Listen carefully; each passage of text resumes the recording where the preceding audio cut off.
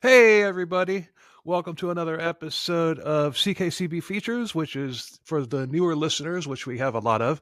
That is the interview show that is part of Crimes, Killers, Cults, and Beer. So um, we do interviews. so here with us today, uh, we have Al.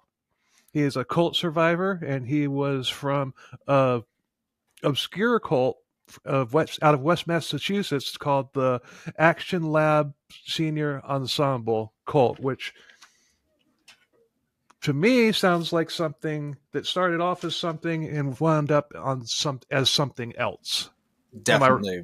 Definitely 100%. Yeah, the Acting Lab Senior Ensemble, it was a theatrical cult. Okay. Originally, so I joined when I was 14 years old.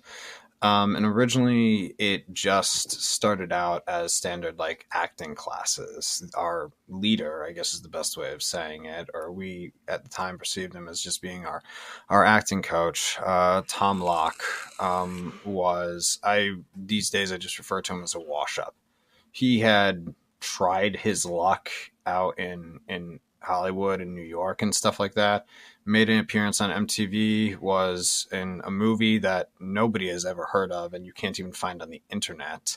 What was it? Um, it was called the Strong Island Boys. You can find the trailer on YouTube, actually. Look it up. Um, Doesn't even ring a bell. exactly. That's how much of a wash up he was. That's how much of a failure. But Well, because I, we I knew. like to laugh at cult leaders at anything at all possible to laugh at him, and him being a washed up wannabe actor failure. We're good right out of the gate. Oh, definitely. Yes, 100%. I mean, David Koresh was a washed up wannabe musician, as was Charlie Manson. So Oh, it's weird how the arts play a big instrumental, not, not to be humorous, role in the, I guess one might say, establishment of cult leaders. now you mentioned Koresh. Hmm. There, I saw this interview with a survivor at that. It was this guy he had joined as a musician that Koresh had basically recruited out of a bar, Mm. and when he was a guitar player, and when he joined, David Koresh made him surrender his guitar, and then like like a week later or something, he said, "Oh, I've got this new song I want you to check out." So he goes into the music room. Koresh picks up dude's guitar and starts playing it. Man, I Oh. would have grabbed that guitar and beat him over the head with it. I would have done the exact same thing because Like, so after I got out of the cult, and it took me many, many years to really wake up and like smell the coffee and come to terms with the reality of all of it. I started studying cults and kind of really analyzing the elements that I went through versus other cults. If I were to describe Tom and compare him to some of the legends, as I like to put it, he had the good looks, charm, and charisma of Jim Jones, but he had the manipulative, kind of morbid, washed up persona of David Koresh. mm. And we know what those men did. Well, yeah. I mean, just Jesus Christ. Hold on. Turn off Facebook. The messenger thing just went off in my head. Did you hear it through the microphone? No, I did not. Okay, because it went just blasted in my headphones. I'll cut this part. Okay. I'll cut this part out. But Yeah, no problem. um, it scared me. Did you see me jump? I was like, oh. No, not much of a It was jump. loud. But Yeah. um, So okay, back to what you were saying. yeah, so that's who. So when I did my research, like that's who I compare him to. So Tom came back to his hometown of Agawam, Massachusetts, which is where I grew up. Um, his father had passed away not too long ago, so he came back to help his family kind of like cope with the grief and stuff. And I think it's evident to me too that he had, based on everything I'd seen in regards to his credibility as an actor, that he was 100% sure he had failed in the business and didn't have really much place in New York or LA. So he came back home, and what he did was he started a acting group called the Acting Lab Senior Ensemble. Now, I was a young theater nerd and stuff, very artsy. Love doing impersonations. I can do voices. I can impersonate Hannibal Lecter. I can impersonate the Joker from The Dark Knight. I can do Dirty Harry. It's an interesting gift and capability. But Multiple accents. I can do a lot of accents myself. I can do Arabic accents actually. Might want to be careful with that one. Oh, trust me, it took a lot of research and rehearsing to kind of like, I guess one might say, get it right. Gotcha. Yeah, and that was just for a play. That was for a play I did. So I kind of, I guess one might say, outgrew my junior high theater, and that's actually where I first met Tom. So the woman who taught our junior high theater club worked at Tom's family's dance studio. And he came into a few rehearsals and stuff, and she introduced us to him. And he said, "Yeah, I'm in the business. I'm an actor. I was on MTV at one point. I was in a movie and stuff."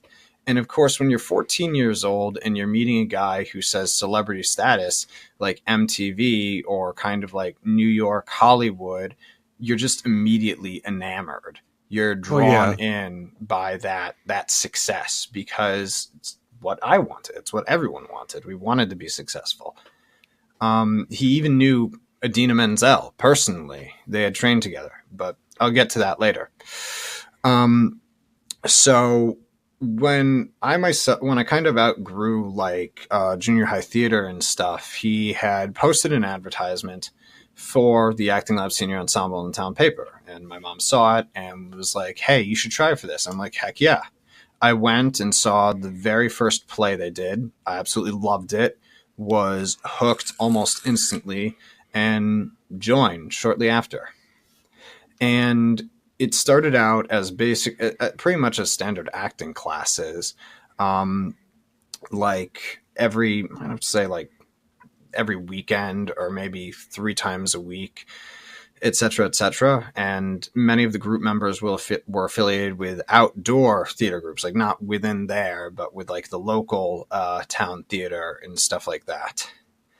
But as time progressed, Tom became more demanding of us, of the rehearsal.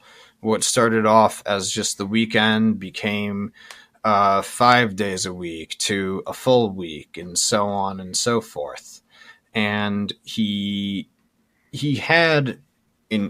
Tom was a narcissist, but then again, all cult leaders are. Yeah. Yeah, he had an ego like the size of the sun. And he kind of spit upon the local theater and was like, "This is where you belong. This is your devotion. Nobody is to be affiliated with any of the outdoor theater companies except for this one and this one alone." And we were like, "Okay." Because like I said, we were enamored by his ability and his credibility. And I mean, I guess one might say just went along with it and stuff. I loved being on stage. I loved having the chance to perform in front of people. And I guess kind of was blind to some of the red flags that started showing. Primarily, I think the first big red flag that I wish I'd seen was we were rehearsing a romance kissing scene. Well, before you get to that, the red flags. Okay, you might even kind of see them, Mm-hmm. but the way that these cult leaders, you're showing you're in the love bombing phase at this point, and you believe this guy. He either is who he says he was, or you believe that he is who he says that he was. So either way, you're looking up to him as a leader and everything, and as somebody who you strive to be like. So therefore, you're going to ignore those red flags. It happens in every single cult. Yes, yes, most definitely. I ignored all of them. And I mean, now I'm much older. I'm 30 years old.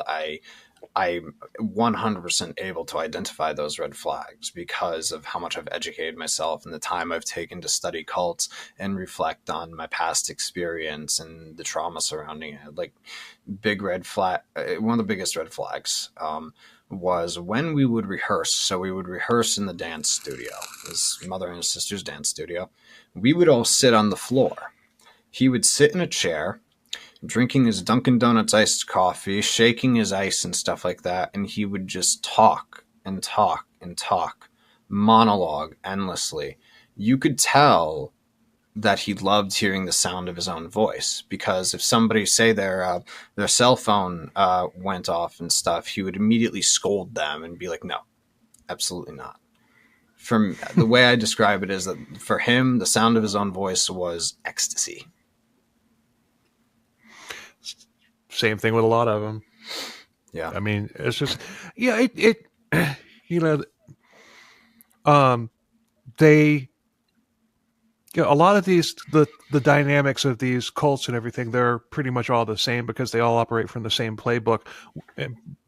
Different catalysts. Some are religious, some are, you know, theater based or whatever. It's not, I mean, I've heard of other, you know, theatrical schools that turned into cults. I mean, I haven't really looked into any of them, but I knew they were out there. So when you and I first started talking, it was just like, okay, I've heard about this. Not yours specifically, but I've heard of the phenomenon. But you know, the foundation is all the same. I would say the only one that's actually unique in its own would be Heaven's Gate. Yes. But still the building blocks and everything, the red flags, the controlling mechanisms of stuff, it's all there with Heaven's Gate as well. But so yeah, the framework in these cults is all going to be the same or similar or whatever. But what happens to the people when they're in them, that's usually a lot different. You know, in just about every case that I've ever heard of. I mean, I've talked with a bunch of people that were in the cult that I was raised in, Faith Assembly. I've heard different stories. I've heard the same stories, and I've also heard different stories. So it's just, you know, it's all the same, but it's nothing alike at the same time. I just wanted to put that out there because the show does have a lot of new listeners and everything. Maybe haven't listened to a cult episode yet, other than 10 and 11, because, but you know, we got a huge plug on a major, on one of the big dog podcasts about episode 10 and 11. So we got a lot of welcome time suck listeners. Nice. Yeah. Yes. So that was the big first red flag that I know for a fact has stuck with everyone who is a survivor, every former member.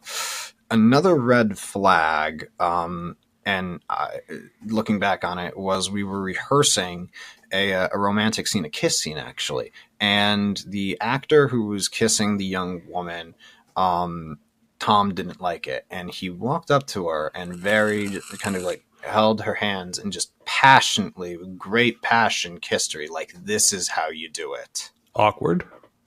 Big red flag, because one thing we know about a decent number of cults is that sexual violation is pretty common in most commonplace, yeah. Yes, yeah. I mean, I didn't think of it anything at the time. I mean, I thought, okay, I'm learning how to act here. I'm trying to learn, like, how do I perform and show good chemistry with a woman on the stage? So pushed it to the side. Yeah, but the thing is this woman, and I'm just dissecting it a little bit just to put it in, you know, just to put it in. So what I'm looking for, just to put it in. God damn it, I can't remember the word. Perspective. Yeah. Okay, I'm just dissecting it just to put it in perspective, because it's like, okay, you're supposed to be. You know, this woman is supposed to be getting comfortable with the person that she's in the scene with, not anybody else. So for him to do that, that was just him getting his rocks off. Yeah. And I mean, so everything started to transcend into more and more and more commitment. Like I said, it went from being 2 days to 5 days to every single week. And with that, came a level of almost like the outside world didn't matter anymore. It was almost like I don't want to say we forgot about homework, but we didn't care. All that mattered was going to acting class and rehearsing with Tom and everybody else who was there. We didn't go to sporting events. We didn't go to like kind of typical high school activities and stuff. This became our lifestyle. And within time, I have to say short time per se, all of us were all we had. We started pushing aside any outside friends we had, pushing aside family. We hung out together. We spent time together. We ate lunch together. We were all we saw and all we know. So that family element that you see within most cults, that grew at a rather alarming pace, I might add. Isolation. Yes, correct. Yes, huge isolation, very cut off from the outside world. And I got to say, it definitely affected our family life for many of us. Some of us, our parents let us do this because they knew we loved it. Others were kind of looking at more Tom from a darker light and perceived him as more of a con artist, or like just I don't know, like there was something sketchy about him. They saw the red flags that we didn't. But of course, us being young teenagers who were so committed to the idea of becoming A-list celebrities someday, we're like, this is the only way it happens. This is how it works. This is where you go. And I've watched a lot of documentaries and seen interviews actually with child actors. And if you hear their testimonies and stories, some of it does very much resemble a cultish element. But I'd have to say, like, there's more gruesomeness within show business than there is just what I experienced. Oh, definitely. I mean, some of these actors, actresses, even actors that, they tell their story and everything. It's just like, good God, how are you still even alive? And like Drew Barrymore. Mm-hmm. She was given weed at she first tried weed at the age of 10. Yeah. I mean, even Corey Feldman, that guy's damaged. That guy's, I mean, it's fun. It's easy to make fun of him right now, especially me as a guitar player. But still, it's just like that guy's been through the ringer as well. And if there's anybody that needs therapy, it's him. And there's some people that say that he's actually a cult leader. Really, I have not heard that one because the man's been like so forgotten by the industry.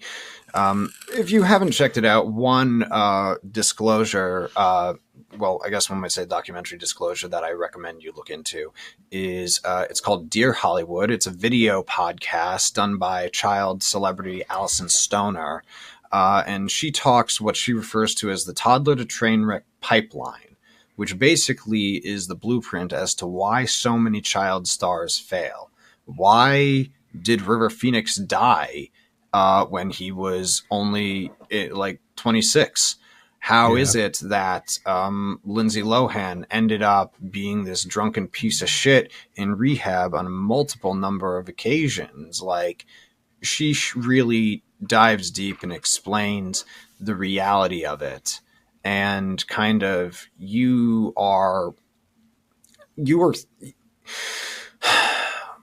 were put to act and work as if we were professionals in the business. And we didn't really, I don't want to say we didn't look at it as if we were professionals. We were thinking of ourselves as maybe training to eventually become professionals. So right. Tom made the environment as demanding, committed, and professional as he could based on everything he knew from his experience within the business. Which was limited. Yes. But being the narcissistic piece of shit he was, he thought he knew all. I remember when we would do musicals and stuff, he would almost like try coaching us. Tom was tone deaf. He couldn't sing. If he sang, he probably would shatter 1,000 pieces of glass. Or one of those. Yes, yeah. Or when it came to just musical theater in general, Tom had 2 left feet. I don't think I ever saw the guy dance once in my lifetime. I mean, all of the choreography, we relied on the guidance from his sister, who taught at the dance studio, his mother and his sister, who also had a very intense element about them, and they knew how to instill fear in us. You did not want to get on their bad side, primarily that of his mother, I might add. So this was a whole family affair? Pretty much, yeah. I'd have to say it was a family business, as one would put it. A family cult? Yeah, pretty much, yeah, with them at the helm. But wow. Whenever I speak out and explain what I went through, I always go directly to Tom, because he was, by all intensive means, the leader. But a lot of times you have somebody that's the leader is just a public figurehead, whereas his partner behind the scenes is the one, like Heaven's Gate, for example, and the Alamos. Yep. Ironically enough, the Alamos is the next CKCB episode that I'm writing, but and in both cases, ironically enough, but when Marshall Applewhite's wife died, he became the leader. He went from behind the scenes to being the leader. Same thing happened with the Alamos. When Susan Alamo died, Tony, who had been the behind the scenes guy, became the leader. Yeah. And usually when something like that happens, then that's when it goes from crazy to batshit crazy. Yeah, I call that cult inheritance. Yeah. That's what I refer to it as, cult inheritance. I first learned about that with I can't remember what they are. They're a very well-known religious cult. The guy who's the leader is currently doing a life sentence. He was Warren Jeffs. Warren Jeffs, yes, the cult led by Warren Jeffs. How he inherited the cult, but FLDS. Yes. FLDS, yes, I remember. He was on the FBI's top 10 most wanted list, alongside Bin Laden, actually. Yep. And he covered him a couple years ago. Yep. And he's still finding ways to manipulate and control his followers, even behind bars, which gives me a gut instinct that they need to really tighten down security and how much public access that man has. Yeah. Yes. So I never really perceived it that way or thought about it. I always looked at it as like, the 3 of them are in it together, doing what they do and instilling. Fear definitely played a vital role, a level of, I guess one might say, fear, intimidation, and them having absolute control over us. Really, it was a lot. I think one of the things that really was most destructive was how they could tap into your raw emotions so deeply. Tom made me cry on a couple of occasions. He also was able to spark raw emotion in a few other people. For anybody who's ever seen the movie Whiplash, starring J.K. Simmons and Miles Teller, most people who I've talked to this about, typically when I describe details of Tom's level of forcing us to be better and better and better and give him more and more and more, they immediately go to the movie Whiplash and how J.K. Simmons is just like grilling and kind of controlling Miles Teller's character as a drummer. Well, a real life example of that would be Gloria Trevi and Sergio Andrade. Gloria Trevi was a Mexican superstar, the biggest superstar that, like Latin pop superstar that Mexico's ever seen. And her producer Sergio was this, ever since it's like it went from 5 days to 7 days to hours long to all the time and everything. It just reminded me of that story. We covered that one a while back. It's a fascinating story, and obviously, Mhm. luckily, thankfully, your situation didn't get that bad as bad as it did with that one. But at the same time, they could have. Oh yeah, definitely. All it would have taken would be for one of you guys to get noticed and picked up. That's all it would mm, have taken. well, I mean, luckily, several of the survivors have actually had some really huge success. Two of them are musicians. One's a musician down in Nashville, Tennessee. The Oh, other, she nice. still lives out in Western Massachusetts. She has her own band. She just released her new album and stuff like that. One member is a probably the best dancer I've ever met. He is part of like a traveling group and spends a lot of time in parts of Latin America and stuff. I after I left the group, it took all. I kind of had to start from zero. Right. Um, What I meant when I said that, let me clarify, was like somebody within the group at the time when it was going on, when he still had you under his control mm, to hit it big, oh and yeah. then at that point it would have been like, see, this is proof. This is proof that I know what the hell I'm talking about because I made this man, this young man or this young woman into the stars, the star that they are.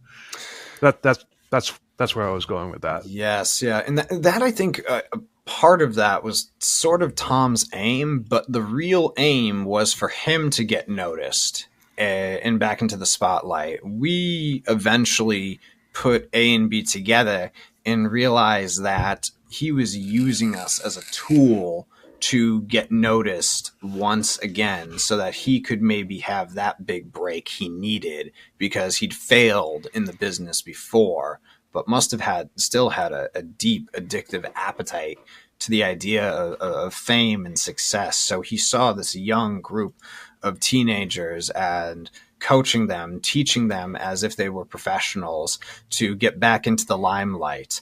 And he kind of, I'm not going to lie, had some luck with that. The first big kind of spark of attention we got.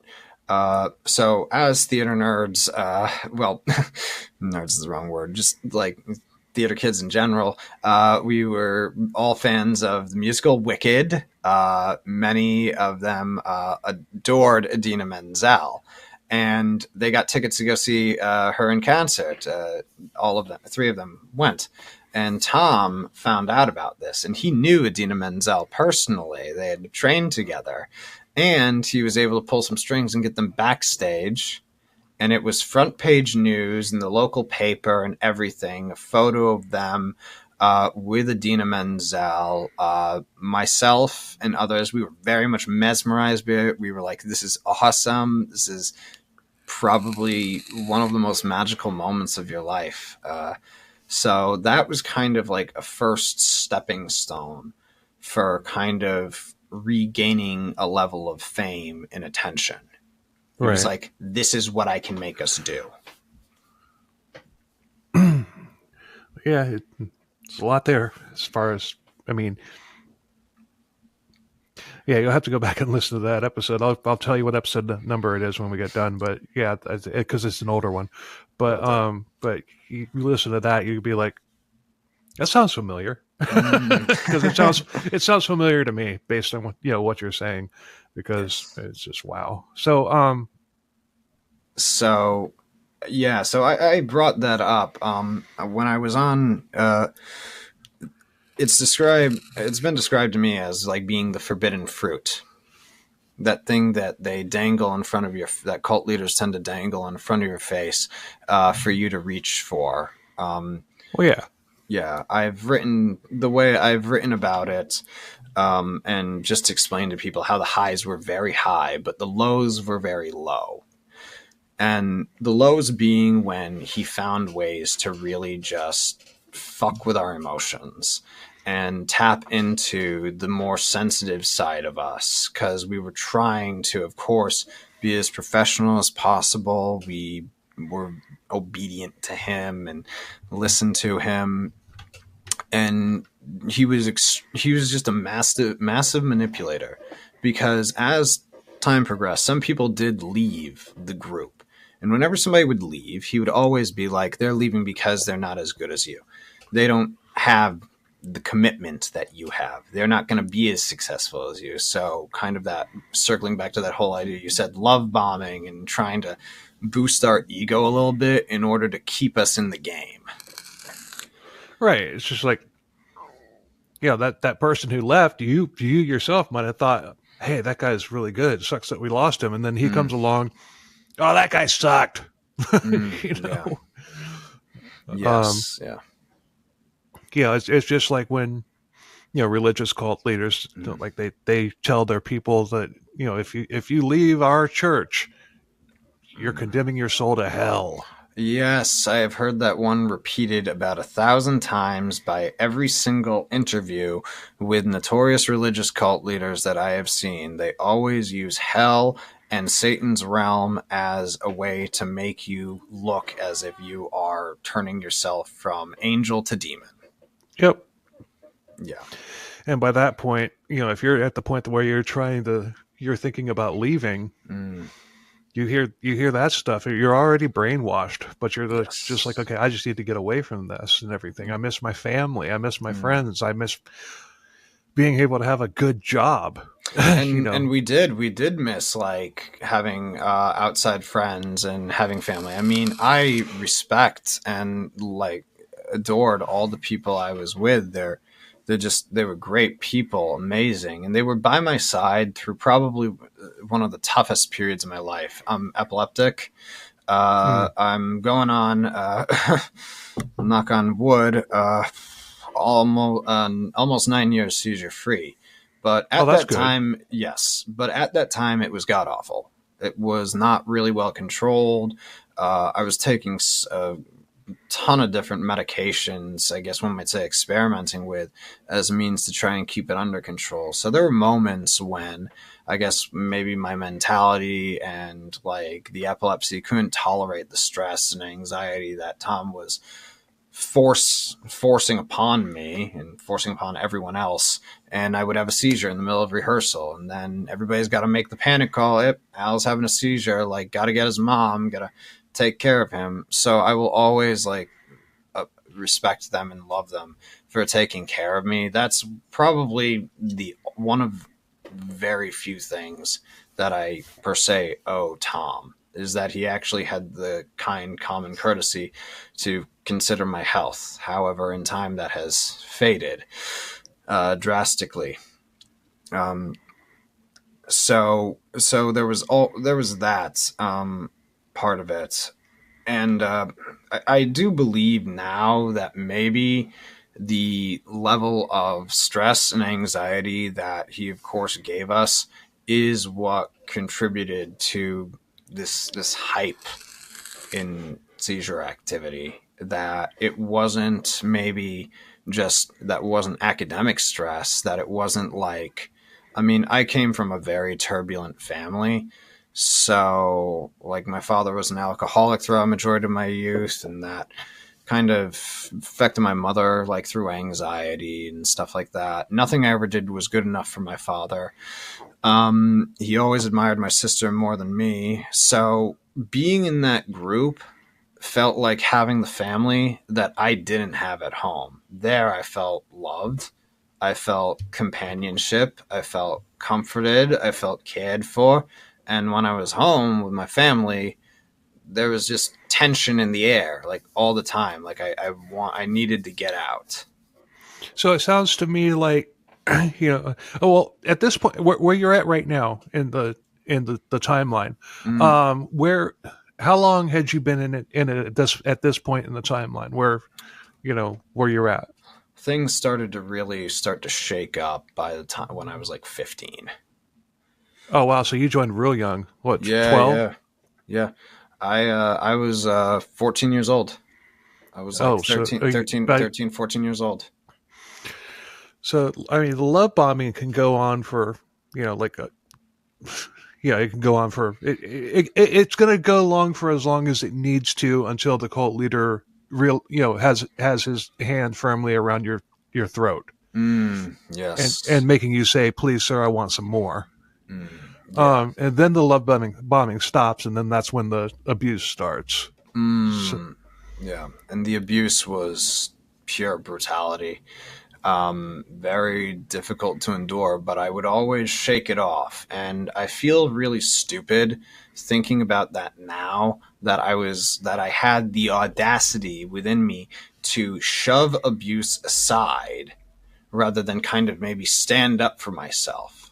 But I'm young, I'm 14, 15 years old. right. I was kind of timid and stuff like that. So there was always that. So I guess I didn't really have it in me, and I wanted fame and success so much that I was that I was able to shove any rebellious kind of attitude I had towards Tom and just deal with his shit. Whether it was belittling me, whether it was making me cry, whether it was tapping into raw emotions and things of that nature, I just put up with the abuse. So when he's abusing you, I mean, is it physical at Verbal. all? It's all verbal. All verbal, yeah. I mean, with everybody, it was just all verbal, or Definitely with everyone, it was verbal. I mean, I will admit he definitely had his favorites. He had okay, his favorites within the group, and I, of course, never was one of them.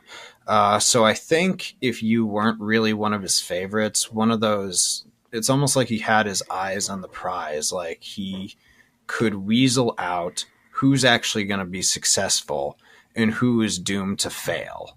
Like in my master plan, whatever his master plan was, which ultimately was just to get back into the spotlight and right. reclaim whatever fame he thought he had but had lost. So how is he? It seems to me like how is he generating income? Are your parents paying for you guys to yes, be in? Yes, we were paying. Yes, we were paying. Okay, Yeah. that's okay. I was just wondering that. It's just like, okay, this guy's doing this like full time. How the hell is he making? Well, do you know how much your parents were paying? I think it was like 60 something bucks a month. I can't remember the exact number. There's some details that I've tried to shove aside, as well there are others that are very much deep stuck inside my head. Primarily those that kind of like the more traumatic stuff that just kind of would pave the road for my life getting to where it is now, and me finally kind of coming out and having the willingness to open up and stuff. I'm actually by far the most vocal member of the group who's spoken out. A few have kind of let the truth out, and that's what led me to Discovery. Yeah. That was what led me to Discovery. After the group ended, I because they were all I knew, all I had, and that was my life. And for people who might not be versed on cult terminology, Discovery is when you wake up and say, "Holy shit, I was in a cult," and then you start looking into researching and stuff like that. That's Discovery. That's the Discovery mode. And what's interesting actually about Discovery mode is that we were being called a cult before the group even broke up. That was something that was a rumor, a term that spread throughout wildfire in our town. It was a small town too. Agawam's like not a place where you can, I guess one might say, easily hide. People know people, and it's. I'd never heard of it, and I'm a truck driver, and I. Okay, this is how you know. You've heard of Six Flags New England, right? Yeah, that's in Agawam, Massachusetts. Oh, right next door to Springfield. Kind of like where where I grew up, Merritt Island, Florida. What's that near? It's near Cocoa Beach. Oh, is that Disney World's near there? No. Got your geography mixed up. Okay, where Disney World is in the middle of the state. What's Merritt Island? It's where they launched the space shuttle from. Okay. Yes.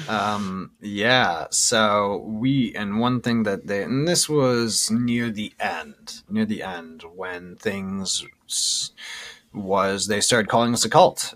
People at school kind of started referring to us as a cult. Some people in town called us a cult behind our backs. There was a lot of like murmurs and whispers behind the scenes, I'd have to say. And we, I guess we're in a bit of a denial phase.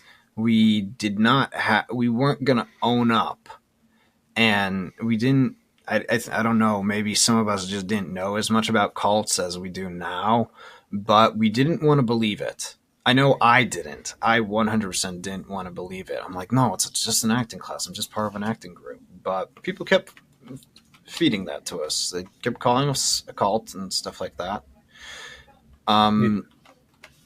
We also think it may have been, I think, or at least maybe this is the way Tom kind of unraveled it in our heads, it was kind of backfire for the success we were starting to have versus what others did not. Because he dangled, like I said, he dangled that forbidden fruit. First it was Idina Menzel. Then he was able to get us booked to perform in Disney World. We flew down to Orlando, Florida, spent a week. Which is in the middle of the state. We spent a week at one of the finest top-notch resorts they had. And we performed a 20-minute version of Grease in downtown Disney. Like I said, the highs were very high, and I remember that trip so well. It was amazing. I hate that movie, but I know what types of productions you're talking about, and if that's your thing, that's like a milestone. That's like step one of making it big. You get there, it's just like, okay, it's uphill, it's downhill from here. Well, actually, it went a bit more uphill from there, believe it or not. One thing I remember most about that trip that was kind of magical, I mean, it's Disney World, was we were in the middle of Magic Kingdom, and they started playing the song Grease Lightning, and almost on instinct, we all started doing the dance routine we had rehearsed vigorously to that song and did it in the middle, just right there in the middle. Got a massive standing ovation from so many people. It was a real hype. That's awesome. But I mean, being able to just say, "Hey, I performed in downtown Disney live in front of like a massive crowd of people," is something that's big. And that, I think, was a big jump for him as to on his like getting back to where he wanted to be, because next thing you know, he was able to get us booked for the Radio City Christmas Spectacular. New York? Yep. New York City, Manhattan. Nice. I don't know exactly how familiar you are with the Radio City Christmas Spectacular, but one member. Well, I knew it was New York. Yeah. Well, one of the group members, actually, her dream, she aspired to be a Radio City Rockette, dancing on that stage. So that was a huge win for her. That was a real dream come true, and it was, like I said, mesmerizing. We're standing there on stage singing, and we're the opening act. The next people who are going to go out are the Radio City Rockettes and the entire ensemble that perform this praised nationwide show for millions of viewers in New York, and better yet, on TV. So that was a huge win for us. Oh, hell yeah. Mm-hmm. I mean, so, okay, you have a string of successes, which makes, it's like, like I was saying before, it's like, okay, this guy he might be a prick, but he does know what he's talking about. He does know what he's doing. Definitely. 100%. 100%. And then, of course, he finally gets us the biggest win. TV show. He was able to get some recognition, or maybe even just contact him, somebody he still had ties with out at MTV, and they were going to make a reality show about us. So about your group specifically? Yes, our group wow, specifically. that's Yeah. cool. That was kind of something that really frustrated my parents, truth be told, because I don't want to say that they were against me having dreams per se. Sometimes I look at it that way, I really do. But I think they just were, I don't know, maybe too overprotective and didn't feel I was ready for any of this. I remember my mom saying, "What's next? The world tour," or something like that. And Tom actually used that against us on one occasion when he was monologuing. So he brought up your parents' concerns in front Correct. of the entire group Yep, and fingered, pointed, basically pointing the finger at me. Yeah, he wasn't afraid Damn. he wasn't afraid to call people out, not under any circumstances whatsoever. Yeah, but that wasn't you. That wasn't you. That was your parents, and you went to him in confidence to say, "Hey, what do I do?" And he's just like, "Hey, check out what this, what this guy's parents said. They're trying to break us up and blah blah blah." Yeah, and I think he got that. He was starting to get that vibe from a lot of parents of group members who were starting to really at that point see how much of like a shithead he was. Were really aware of these red flags and just wanted us out before anything maybe got to a point where they had no control over it, because obviously they're your parents, and your parents are supposed to love you and care about you, and they wanted, I guess in their eyes, they wanted to protect us. But yeah, so anywho, my parents, I guess maybe just, they signed whatever contract it was, and we spent, I'd say maybe 2-something weeks. Everywhere we went, camera crew from MTV was following us. They were filming us in the studio. They were filming us at school. Some people who had graduated high school at that point were going to community college, were getting filmed when they were doing like some stage performances at clubs, just their own shows, their own independent shows and stuff. And I don't exactly know how others felt about it. I mean, I'm not camera shy under any circumstances, but I always got this sense of, this is a lot. Right. Because you still want to have a certain element of privacy and stuff. And when you have people following you everywhere you go, despite not being camera shy under any circumstances, you do get an overwhelming sense, a certain level of pressure, almost like I had to be the most professional person I could be every single moment of every single day, as long as those cameras were around me. Well, I mean, I can, if that was the absolute worst of it, I could kind of understand where he's coming from, because of the fact that it's just like, you screw up one tiny little thing and that's the scene that they're going to use that's going to go on TV. So I mean, I get that, but from a production standpoint, but as far going back to the verbal abuse and whatnot that he was doing, is he like, if you screw up on a bit or on a routine or whatever, is he lambasting you for that? Yep.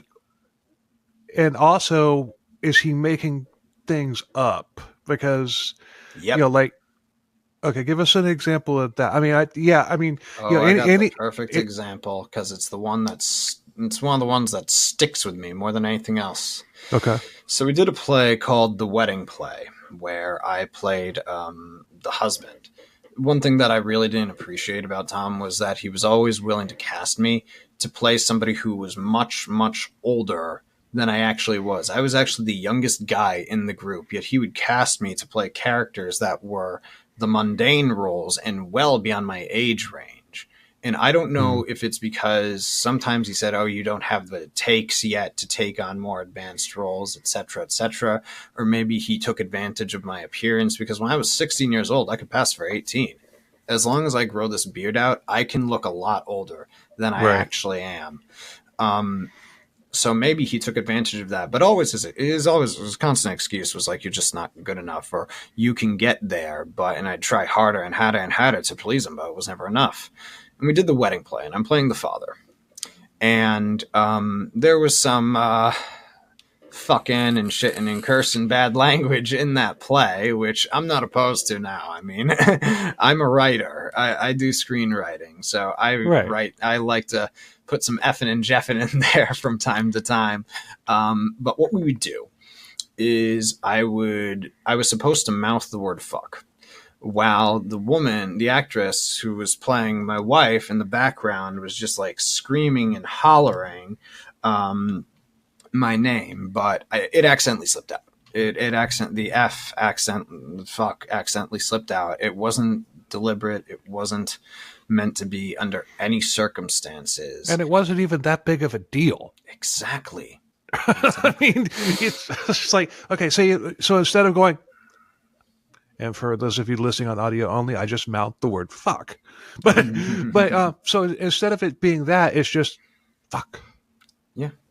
But he made a huge deal out of it and really chastised me and really hurt me. Like that was one of those moments where he really tapped into my raw emotions and just made me cry.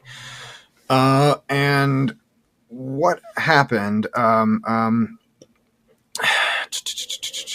and what happened was, he said, oh, you did that to impress friends of yours in the audience from school. I'm thinking to myself, what fucking friends what friends? Talking about?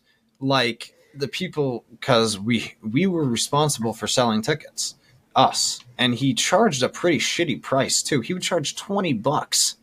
So whenever I tried to sell tickets, nobody bought them. The only people who came under any circumstances is my family. Nobody outside of them came. Yeah. So I'm like, $20. You're 16 years old, asking classmates who you aren't even allowed to associate with outside of school, hey, here, give me $20 and come see me put on this performance. I mean, when I was 17, I put on, there's a historic playhouse in downtown Cocoa Village, which is across the river from Merritt Island, Florida. But I rented that out at 17 years old. With my, my dad signed the contracts and all that stuff, but I did all the work and everything. It was my band and two others. Okay. We charged $5 a ticket. $5 a ticket, and we packed that place. We sold it out, and it's just. But if I had been charged, like I said, I was 17 years old. Mm-hmm. If I had charged $20 for that, it might have been 100 people there, if that. Yeah, but he was definitely trying to rake in some dough, and he just used that against me vigorously.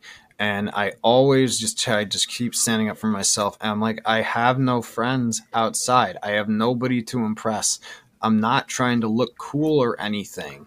And luckily, many of a ginormous number of the group members defended me and stood up for me.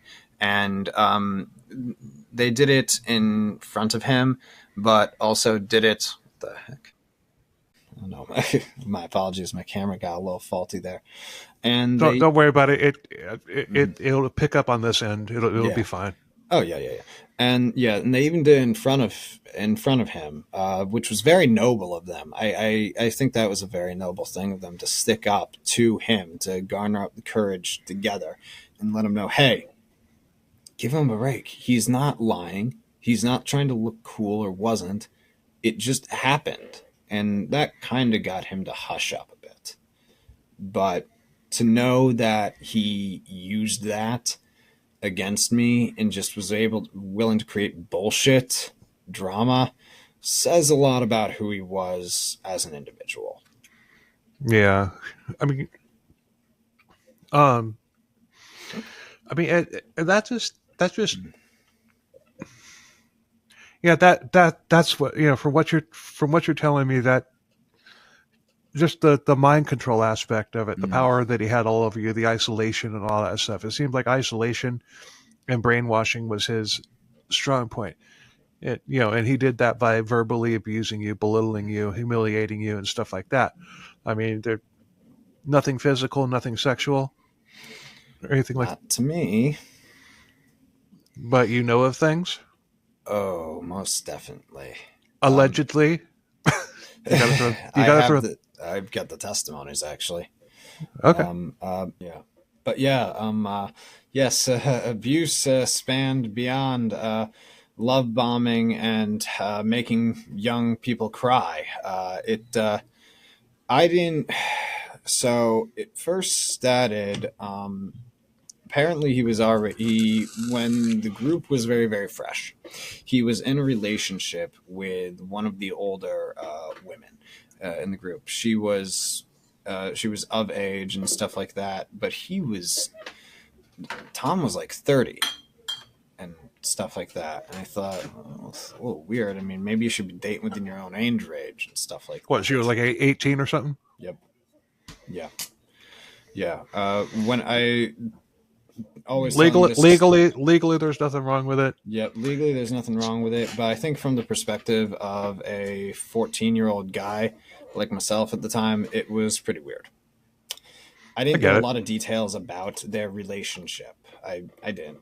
Um, but I definitely found it a little odd. So that was kind of like the start. When near the time before the group ultimately ended, he behind closed doors because he tried very hard to hide it. He developed a relationship with another group member who was a minor. She Mm. was only 17 years old. And so I had heard about it. I didn't know what to believe of it. I truly didn't. I mean, I myself was only like 17 years old at the time, about to turn 18. So still, I'm not saying like I had a weak-minded pea brain, but I didn't know how to process it properly. I truly did Right. not. And he said, yeah, her parents are totally fine with it. They're okay with it. Such fucking bullshit. Yeah. It's evident to me that he was 100% lying through his teeth about that. I don't think that parents, unless they are,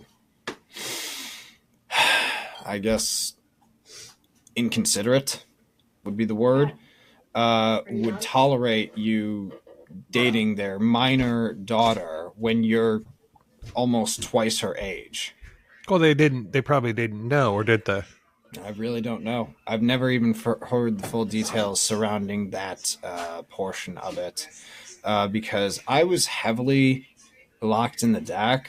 People who were his favorites, they knew the juicy details. They knew it a lot more than me.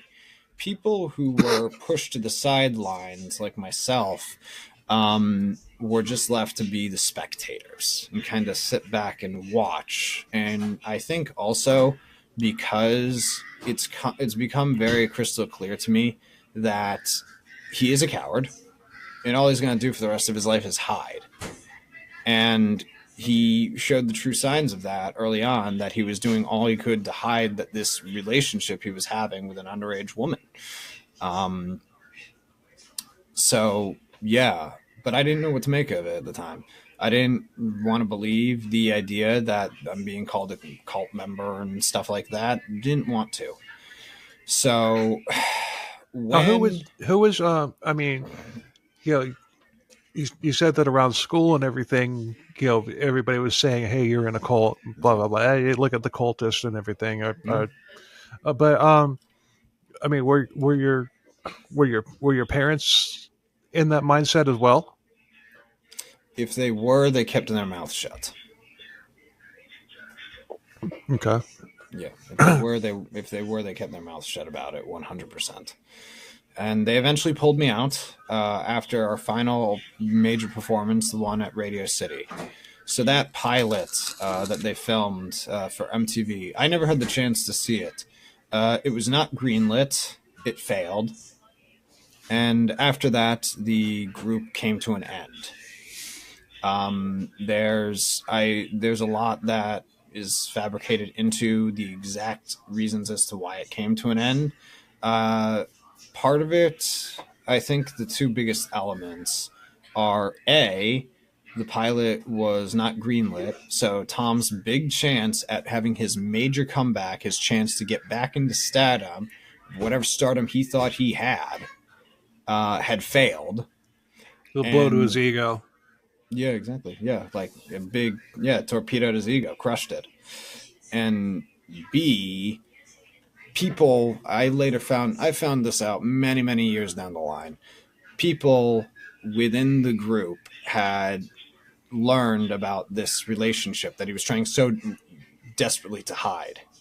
So he was definitely aware that people within the group knew about it. Right. So I think for him it was, I got to end this before I get my ass in trouble. And it ended. Group complete. I mean, we had all grown up and stuff like that. Most of us were prepping to go to college anyway. Those who some were in community college, but the rest of us were prepping and stuff. Right.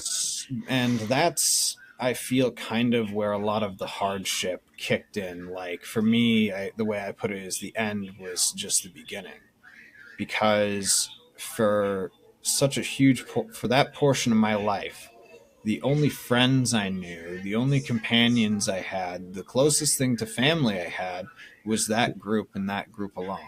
Right. So when I went off to college, I had to start from square one completely.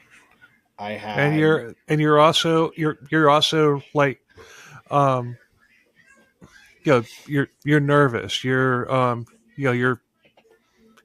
don't know, you've got to find out what you're, because you've spent like what, like 6 7 years with just this one group of people and literally nobody else, not even family, no structure other than what this tyrant was dealing down. And now all of a sudden you're on your own in college. mhm. That had to have been like insane. That had to have been terrifying. I tried to make it work, but I figure I now know that I wasn't really able to. It was very difficult because I didn't know how. I had to learn how to make friends and how to connect with people. I knew nothing about dating, uh, so that was just an absolute mystery to me.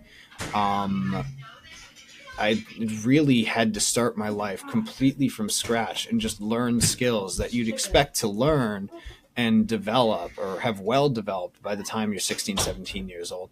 I'm 18 years old. I know very little about making friends and being a social person. I don't have any dating experience underneath my belt.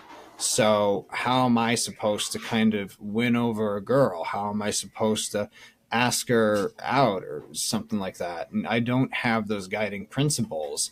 And it just, and no longer, because I still deeply clung on to the group so deeply and tried to maintain relationships with people within the group, to the point where for me, without them, I had pretty much nothing.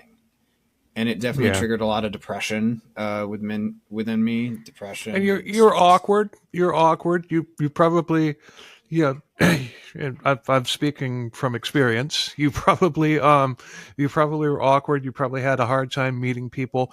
And if you did try to talk to somebody new, Hmm. you were probably like so shy and so nervous that people just kind of looked at you like, "Hey, just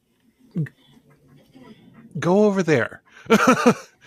Yeah, And I mean, I had that happen to me in high school and everything, and it wasn't really. I mean, in high school, I got into, I got in with this group of, you know, teenagers who were also aspiring musicians, Mm-hmm. but Christian. And I had just come out of a crumbling cult, but I hadn't realized at that point that it was a cult. Mm. So I was just like, okay, well, I was raised in church and blah blah blah and Yeah. everything, so let's go. So it's like my first band was a Christian band. That band that I rented out the Cocoa Village Playhouse with. I was at that point I was like about 2.5 years out of the cult at that point. For But me, I feel like it takes a lot of slaps in the face for us to finally really wake up and come to terms with the reality of what we went through, and that's what I had to deal with. I had to get a lot of slaps in the face in it order didn't to take. just wake I, up. I didn't get there until I was like 25, 26, 27, somewhere in there, before I really figured out who I was. And actually, I I'm going to say it was around 27, which is actually when I became a lead singer in a band, I did. as opposed to just a guitar player. Because a lead singer, you're the guy. You're the guy everybody's looking at. And, it was awkward. I did my first show as lead singer at 19, and that was horrible. And I didn't really do it again until I was like 27. I didn't get the major wake up call until I was 28 years old. Oh wow! So So basically, you're still a discovery. It took 11 years for me to get the ultimate punch in the face, like that perfect Muhammad Ali knockout sucker punch. Because what happened was, I stumbled across an article that one of the members had written. And she talked about how Tom was having relationships with these younger women and dating them and stuff. So there was more than just a 17-year-old. Well, we can't count. I don't count. There were only two. I don't count the 18-year-old because that's legal and yes, whatever. Whatever floats your boat. But just disclosing the fact that he was dating his students. Right. He had the willingness to date his students. And that was when I opened my eyes a bit. Oh yeah, you're right. The student aspect, dating the student aspect. Okay, I'm picking up what you're putting down. Took me a minute, but yeah, I got it. Yeah. So there was that. So I was like, whoa, and it put me on a track of rediscovery and reconnection, and I started kind of. I started reconnecting with former group members, and they shared, one of them, the one who was of age, who he had a relationship with, she shared an article that she had written, and I read it, and I was like, whoa, because her writing abilities are superb. It was very intense, and the thing is, and another one, one of the ones who is one of the girls she's now a very successful musician. She went on a podcast called "Something Was Wrong." I don't know if you've heard about it. It's I've seen that one come up in scrolling. I haven't listened to it. She was on it. I listened to the episode she was on, and she disclosed a lot of information because she was one of the first people who knew about these secret relationships he was having and kept it locked up and stuff. She was very traumatically affected by all of it, and I listened to her podcast and everything. And after having read the articles and listening to the podcast episode, it was like a Pandora's box exploded in front of my face, and so many emotions were flooding through my brain. I had rage, I had fear, I had surprise, I had hatred, I had just that thing where you're like, what the fuck? Yeah. Because here's the kicker. I was Tom's scapegoat. Oh boy. Buckle up, people. Here we go. I thought we were wrapping up, but we're not. No. This is where it gets fun. I was his scapegoat. Yeah. No, and I'm not, you know, no, your story is fascinating to me. It has been, but it's just like, oh, but wait, there's more. Oh yeah, I get it. Yeah. Yes, yeah. I'm not exactly sure how many cults, because my knowledge is limited. It's not as extensive and broad as yours is, but I don't know how many kind of cult leaders have used scapegoats throughout their time as a leader, etc., etc. But so Tom eventually fell in love with a woman who was one of his students when he was teaching in New York. Okay, by the way, I don't know right off the top of my head, I don't know of any fallen cult leaders who scapegoated. Mm. I'm sure that they're out there. I've researched so many cults, it's not even funny. Mm. But I'm sure So they're have out I. there. But what usually happens is, like you were saying, an inherited cult, like you were saying earlier, and then that it crumble, or the cult leader dies, or it crumbles around him and everything. The cult leader goes away, and this new guy takes over, and everything changes everything. But it changes it on the surface, but it's usually all the same. It's still the same shit, and sometimes in a lot of cases it gets even worse. And but as far as like the cult leader just like pointing the finger at somebody else, I can't think of any off the top of my head, but like I said, I know they're out there. Yeah.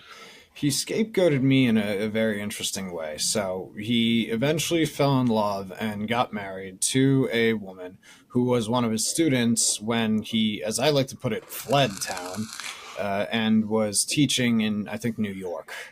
Okay, what did he say when he took off, when he bolted? What did he tell the group, or were you already out of it at that point? I was already out of it at that point. Oh, okay. But enough information had begun to surface in town and everything, to the point where it was very evident to him that he needed to skip town, because I don't want to say he was a wanted man per se, but he was a very hated individual. Like, the name Tom Locke resonates within Agawam, Massachusetts. Even to this day. Well, it has an ominous tone to it, just saying it. Yes. Even if I didn't know him, you come to me and just say, I know this guy named Tom Locke. I'm going to be like, what's his deal? So people in town know who he is. People in town know who he is. He is a hated man, and he is kind of very much in a position where I don't think he'll ever be able to go back. But he kind of, he bolted it. Went and got some sort of theatrical teaching position in New York, and got engaged, and now married to a woman who was one of his students. And I crossed paths with Tom at a local restaurant in town a couple of years after the group had broken up. I, at that point, of course, did not know any of the details and in the information that I know now and stuff. So I guess one might say I still sort of believed in Tom. I still had some level of faith in him, even though I shouldn't have. And he said, because Tom's a very handsome, charming, charismatic, intriguing guy. we both said charismatic at the same time. Yes, yeah, very, very, very good-looking fellow. Like, he had a very suave smile that always kind of said, like, "Hey, I'm cool," kind of like that James Dean look. Yeah. My wife. And I kind of pushed it I nudged at him on numerous occasions throughout all the years that I knew him, that, hey, why aren't you dating? You should date someone. You should maybe find a woman, like, get married, start a family. And I nudged that at him throughout the entirety of the period that I was a member. And when I met him, and at the time she was his fiance, now his wife, he said to me, Al, if you hadn't nagged me all those years, I wouldn't have met my wife. And he even said the same thing to another member who had been my Wait, best hold friend. on. Say that again. If I hadn't had you all these years, I never would have met my If wife. you hadn't nagged to me all these years, Oh, I would have never met my wife. oh, your wife. Yes, yeah, his wife. Like, yeah, that. Those were his words. And he said the same That thing. doesn't even make any sense. Basically, he owes his marriage to me. Oh, well, Yep. That's the way he made it out. That's the way the way he explained it, because he said pretty much the same thing to a former group member who was my best friend for roughly 14 years until we had a falling out. That this is post cult love bombing. Yeah, yeah, yep, 100%. That I owe my marriage, I owe my love to Al. Yeah, if it was not for him having nagged to me the way he did, I wouldn't have met my wife. I wouldn't have fallen in love. You didn't bring his future wife into the group. But but in an essence, feels that way. Yeah, loved bombing me and using me basically as a scapegoat. He made me feel like, and so when I learned about the atrocious, heinous things he had did, how he was having these dark sexual relationships behind the scenes and stuff, I took full accountability. I took full blame. I blamed myself based on him kind of, as you said, post cult love bombing me, the scapegoat stage that he put me through. I took full blame, so that's why. So he knew what he was doing. Oh, 100%. He knew what Okay, he was because doing. I was sitting there trying to piece it together. It's just like, okay, well, it's weird, but it doesn't sound all that bad. But no, he's at this point he knew that you had been speaking out against him, or at least not in public, but to other former members and everything. He knew this, so he's just like, basically, okay, well, my she was 16 when she was here. She's now my wife, and I owe it all to you, Bucko. Yeah. Yeah, and Wow, damn, yeah, that's next level. that was a real bullet to the head. It was a real bullet to the I head. mean, did I nail it? Kind of. Yeah. Yeah, he knew what he was doing. And so I felt immense guilt. I think out of all the emotions that unraveled when that Pandora's box opened up, guilt and a level of self-hatred were the two biggest emotions that were pulsating through my brain. And I just went out kind of on I guess the best way to put it is a mission, and started reaching out to members, some of whom hadn't heard from me in a while, actually, and just apologizing profusely at an alarming level. And they were like, whoa, we didn't even know you were in the deck that much. We're like, and they all said the same thing. You are not to blame. This No. is not your fault under any circumstances. They kept saying that to me. And they told me about, I think one might say, how his victims are healing. One of whom I actually talked to, and she'd been like going through therapy for quite a substantial period of time. And this is the one who wrote an article. She's extremely talented. She herself is actually now writing a memoir about her experience. Oh, nice. Yeah. And the other one, I was told, like, is only just getting back on her feet. She's only just now letting go. I'm like thinking to myself, it's been over 10 years and she's still not there. So that said a lot. That says a lot. But unfortunately, it wasn't good enough. So it doesn't just have to be, and I'm not speaking to you, you already know this, I'm speaking to listeners. It doesn't just have to be, torture like the Anthill Kids. It doesn't have to be like child brides like David Koresh or the guy we were talking about earlier. Warren Jeffs. Warren Jeffs, or the Alamos. It doesn't have to be anything like that. It can all be psychological, Mm-hmm. and it does, and it doesn't, it's just like, you know, Al, you messaged me yesterday saying that my experience was more intense than yours, Mm-hmm. and I just want to say right now that no, it's not, because it affects you to the point that it affects you Mm-hmm. where you're at in it, Yeah. because it's just, I mean, this fucked you up, Yeah. obviously, Oh, and definitely. and it's just like I don't I don't consider, just, Mm-hmm.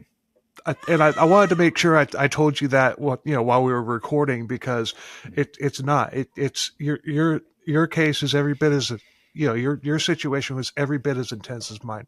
Mine Mm. went on for a lot longer, Yes. but but still, it just, it Mm-hmm. it affected you personally. I mean, you're still going through, psychologically, some of the, the repercussions of some of the shit that you went through. I am Definitely. too, Mm-hmm. and it's been freaking, since the, like, 1988, I think, is when the cult folded, after I had been in there for like 12 years, Wow. Wow. and but still, I mean, yeah. So and I just wanted to say that, because Mm. it's like when you sent that to me, I'm just like, no, I can't.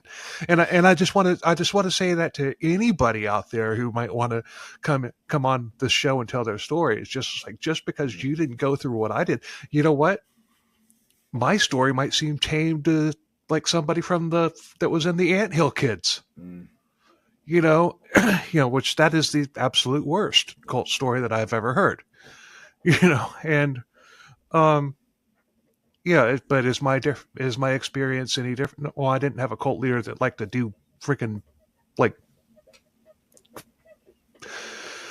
hobbyist surgery experiments on me, but but but still, it's just, I mean, there's no one cult experience that is more, that it's more intense, because at the time that it happens to you, or the Mm-hmm. time that you realize it, it hits you like a ton of bricks. I don't care what you went through. Definitely. Yeah. So I just wanted to say that. Don't ever say that again.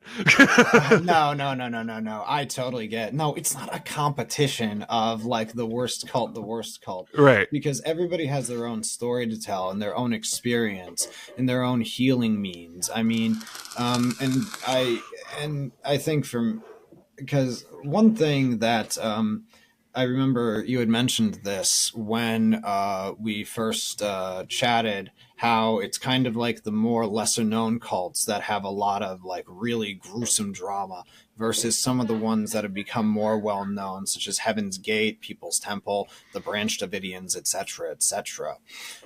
One thing I've learned in my Well, years. those were extreme exits. Hmm. But one thing I've learned in all my years of studying cults is that a strong level of depression, death, and suicide plays a slightly, one might say, almost instrumental role in how cults come to a close. Right. Now, I like I mean, said, yeah, I've said, I can't. I don't think I said this on episodes 10 and 11, but I've said it a lot since then. mhm, If you, the cult that I was raised in, Faith Assembly, mhm, they had satellites all over the world. If you combine the the deaths of people who died of preventable illnesses or injuries all together. I'm not talking about people that died of cancer or whatever, because that's not necessarily. I'm talking about people that died of, like, diabetes complications mhm, and stuff like that. People that got gangrene from a freaking injury or whatever that happened, or mhm, whatever. I'm lucky to have survived that. I got, I don't know if you got to that point yet about the brown recluse spider that bit me in my armpit, I but yeah, I heard that. I heard that. I was like, that's pretty gruesome. yeah, I could have died from that. I could have been one of those numbers. But if Mhm, you combine all of the deaths from all of the satellites and the mhm. home location all around the world, you have a number that dwarfs Jonestown. yikes, that says a lot. Yeah. That definitely says a lot. But I mean, like I said, one thing that followed me terribly, like an omen, was depression, and it was just depression. Being so isolated and not having anybody really to lean on because that was all I knew.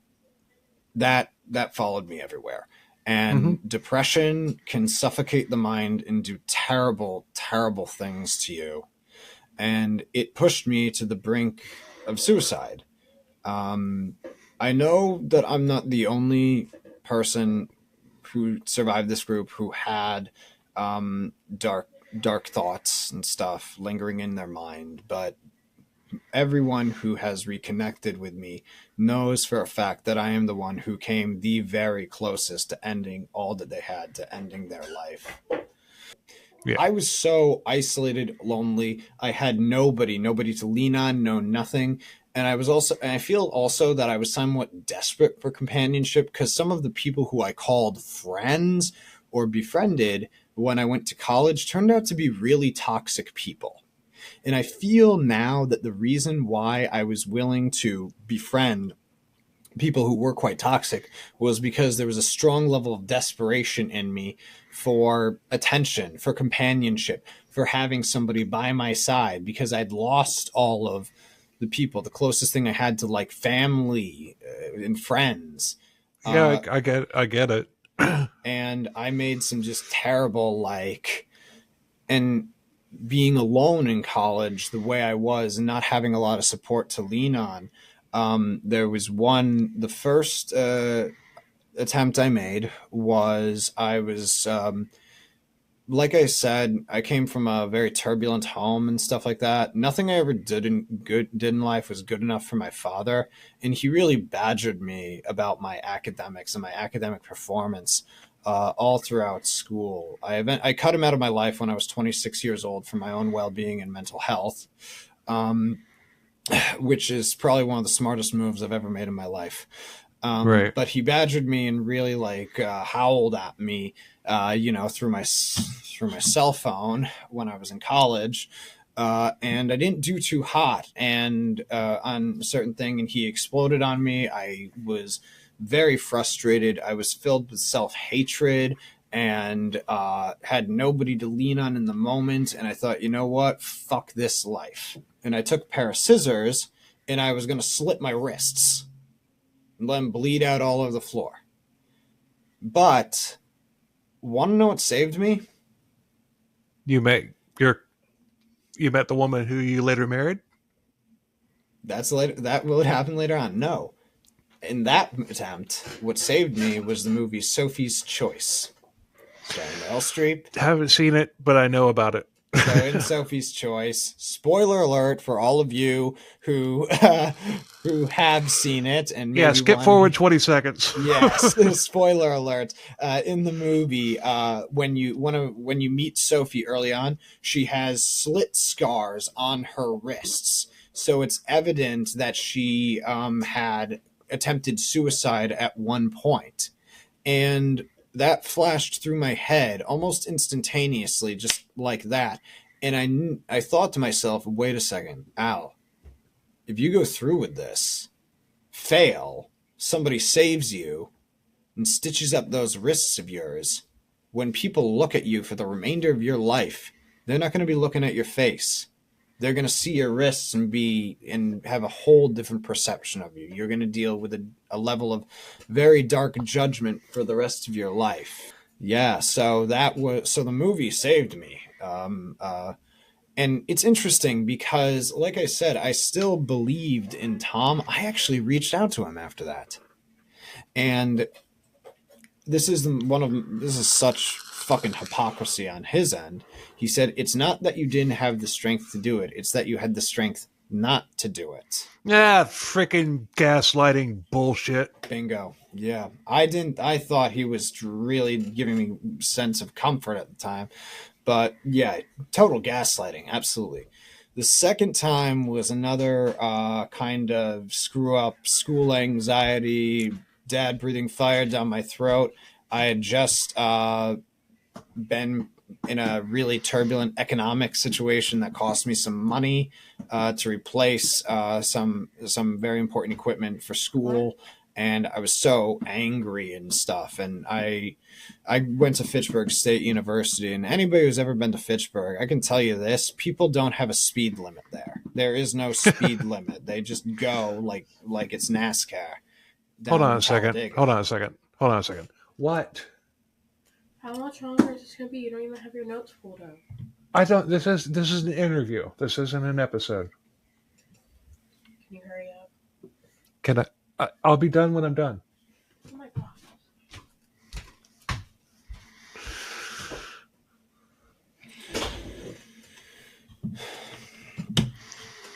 Fucking teenagers. Yeah, I've been told. I'm 51, and I have sole custody of my almost 15-year-old teenage daughter. I wish you good luck on your ventures, my friend. I wish you good luck. Yeah. So I saw one of the guys who was going at least 60 something miles per hour, stepped out into the middle of the road, paused, thought, you know what? How about he kill me? He can hit me now. He can kill me. And as the headlights are like right within very close proximity, I'm like, what the fuck are you doing? I ran. I booked it. Stuff like that. I mean, I even wrote my own will when I was 21, for cripe's sake. I was very much ready to kiss goodbye to the world I know and stuff. I wrote my will. I told them, upon my death, I want to be cremated immediately. I want my urn to be buried because I don't want my family to have to like walk by every day and see an urn and be like, oh, that's my dead son in there, etc., etc. I wanted to be gone. Yeah. And the third and final attempt was more in regards to the fact that circles back to us being cut off from like relationships while Tom was having his on the inside. I got catfished through a online dating website because, like I said, I knew nothing about dating. I really didn't under any. I've been catfished before too. I lost over $12,000. Ooh, I wasn't catfished that bad. I was so. It's evident to me now that I was so desperate for romance in my life and desperate for companionship, and didn't really have a strong understanding of catfishing at the time, I might add. I know a lot more now about it, how it works and operates, than I did at that point. Like my mother and my sister, they actually tried to get me an arranged marriage, believe it or not. Oh, God. And I'm not Muslim or Hindu or anything. They wanted me to join an epilepsy support group where they felt I could connect with other people who had it like me and stuff. And there was this one girl in there that they happened to know, and they were steering you toward her. Yeah, I figured out very quickly that their ultimate goal was he joins the group, he meets a girl who's just like him, and they'll fall in love. They'll marry her. Like, it was, I hold that against them to this day. You wanted me to get an arranged marriage to an epileptic girl? Like, I explained to them, these groups are for people with terminal epilepsy, where they are incapable of being independent, where they live with their parents or caregivers. These are people who cannot drive, who cannot have a job. You are not their husband. You are their nurse. Support caregiver. Exactly. Like, no, I would have filed for divorce in 2 months and rigged it so that I inherited all her money or something. Like, that's not the way to go about it. But no. They pressured me to like get on to like eHarmony and stuff like that. And I got catfished through eHarmony, lost over $12,000. I had no support group. Still at home with the turbulent family who was infuriated at me and just said, fuck it to the world. Absolutely fuck it. And this was right before Christmas, too. Went out. It was a blistering snowstorm. I mean, I live up here in the Northeast in Massachusetts. Yeah, it's really cold down here right now. I mean, It's We've got a brutal cold wave going on. It's 56 degrees It's out. 4 degrees where I live right now. It's 56. It's 56 out here, and like 56 to a Floridian with humidity, like rain, feels like 4 degrees to you. I mean, Crazy as it sounds, I could go for 56 degrees. It was 12 degrees, but because I live right on the ocean, you have to substitute Atlantic wind chill from the equation. Yeah, the humidity and the wind on top of cold. I mean, 56 with winds and like 100% humidity, like it is right now. It's supposed to get down into the 30s tonight, so it's supposed to drop 20-something degrees. I don't even want to know what's going to be like all tonight. All I know is that. But with the wind chill is probably going to be down at like 15. And I had to be up at 4:00 in the damn morning. I have to be up that early too tomorrow. I do as well. Yeah, but I'm a Floridian. I'm not used to this shit. Good point. You're a Floridian. Yeah. But blistering snowstorm, and you've got. I've been through all that because I'm a truck driver. You've got exactly, and you've got large trucks. And I had large trucks and snow plows going in front of my face, and I thought, okay, this is the moment. You've written your will. You've got it printed out. Here's what you're going to do. You're going to ram skull first into that snowplow. That way, you crush your skull. You absolutely destroy your brain. There's no chance on God's green earth that they will be able to save you under any circumstances. End of life. This is it. And I was pinned in the position. And my mother, despite being brutally enraged at me because I just lost over $12,000, drives up and picked me up. I mean, I still really, really wanted to kill myself and still had so much self-hatred pulsating through my mind, the idea of suicide, etc. And all of that is a result. It is very much a result of Tom. Oh yeah, I definitely get that. And like I said, I had a wake-up call when I started reconnecting with people. When I put A and B together and figured out I was the scapegoat. And everyone was saying the same thing. You are not to blame. This is not your fault. You have nothing to be sorry about. Everything is on Tom and his family. That was good of them, but it wasn't good enough for me. For me, I believed if you're going to get total closure, you have to hear it from Tom. Yep. And I was gonna, if you didn't bring it up, I was going to. Have you had any, since you started speaking out about him, have you had any contact with him? Oh, God. So Tom went off the grid around 2016, per se. Because by that point, a lot had really surfaced. I didn't know too much about it at the time, of course, but a lot had really, really surfaced to the point where it was kind of important that he run and hide. So he kind of sort of abandoned social media, became a ghost on Facebook, didn't ghost on Instagram, changed his phone number too, I might add. Very much run and hide. So I knew that finding him was not going to be easy. Now, I've had a lot of interesting nicknames throughout my lifetime.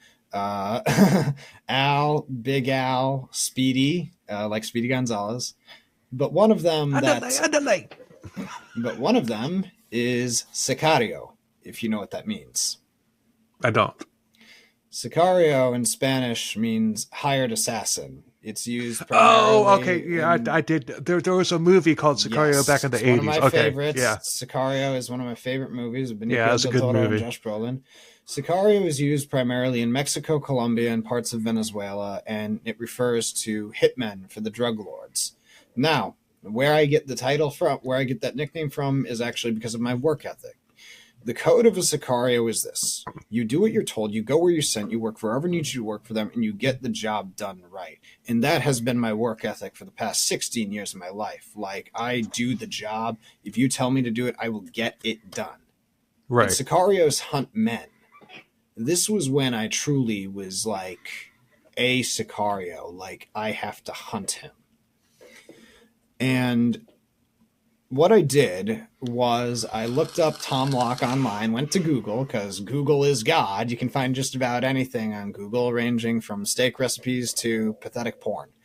And his old website popped up. Now, his website seemed pretty out of date, like he hadn't used it in a while. So I'm like, this ain't going to work. And a YouTube video popped up for a company, some sort of like career coaching guidance company. And I saw his face, and I'm like, okay. So what I did was I contacted the company. I called them, and never underestimate somebody who can do voices and impersonations, because it can save your ass in the long run. Oh, and definitely. I told them, and I'm like, hey, look, I'm an Australian. Look, I came to Sydney a couple of years ago. I've been trying to make it big in the United States in media and television and movies and stuff, but I haven't had much luck. I heard about this guy who works for your company, Tom Locke. Here, he does really good work, mate. Do you think maybe you could have him give me a ring or something, or give me his email? And his boss bought it. Nice. He ate it. He ate it like a cupcake. Like, just, I'm thinking to myself, wow, you are a weak-minded fool, pal. Next day, Tom calls me. And, yep. Bum, bum, bum. And when he heard the sound of my voice, whoa. He was, you should have gone at him with the Australian accent. No, I wanted him to know. I wanted my to start off with, and then and then you just drop the bomb on him after he's told you everything that you want to hear. Then you switch it up and be like, then you switch to the Boston accent. No, I wanted. Here's the thing: I wanted him to know it was me. I wanted him to be well aware. I get it 100%. You can't hide anymore. I found you. And he had an extremely callous attitude. I started just grilling him and throwing it at him. Like, I nearly killed myself. I was pushed to the brink of suicide. I lost everything. I lost friends. You dated her. She was a minor, for fuck's sake. Like, what the hell is wrong with you? I just grilled him, etc., etc. And nice. Him, being the narcissistic manipulator he is. But before you continue, you got what you had to say out. Oh, yes. So I freaking applaud you for that. 100%. Hell yeah. 100%. That's something I haven't been able to get. I had to. I needed, hearing from him was going to be the ultimate closure for me. That was going to end this cycle. And what he did was he used that level of manipulation to like twist it around and stuff and make it look like it was nothing. He's like, no, we had a great relationship. We spent holidays together, Christmases together. I'm thinking in the back of my head, I'm like, you fucking bullshit POS. Like, shut the hell up.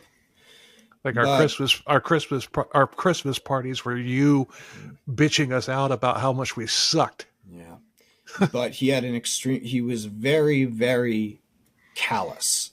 You couldn't sense any element of remorse or guilt within his voice at all.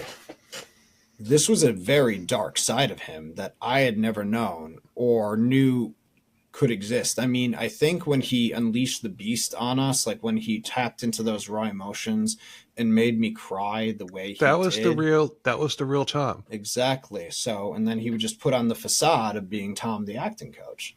So this was like new to me, but I've taken so many psychology and sociology courses that I understood exactly this is the reality. This is the man you trusted.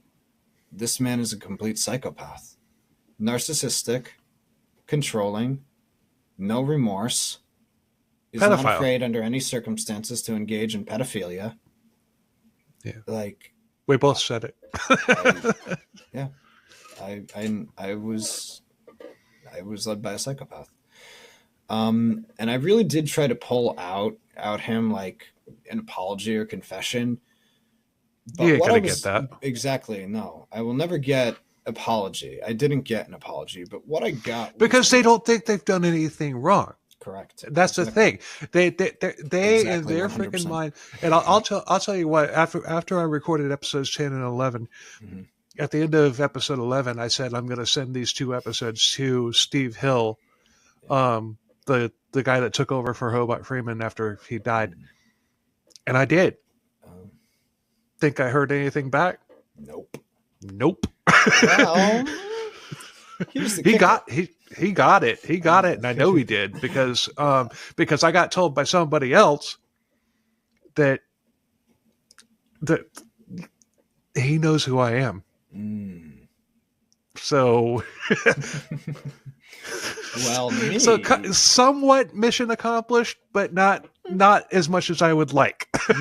I definitely see it. Yeah, but you could hear he tried so desperately to hide it, but I could hear a very strong sense of fear in his voice that he was trying so desperately to hide. He was scared because he'd been spending all these years hiding and running and putting up guardrails online, making sure that his social media was very much closed up and stuff like that, and changing his phone number. So for somebody to find him, that was like a big, it was my way of saying, you think I can find you like this?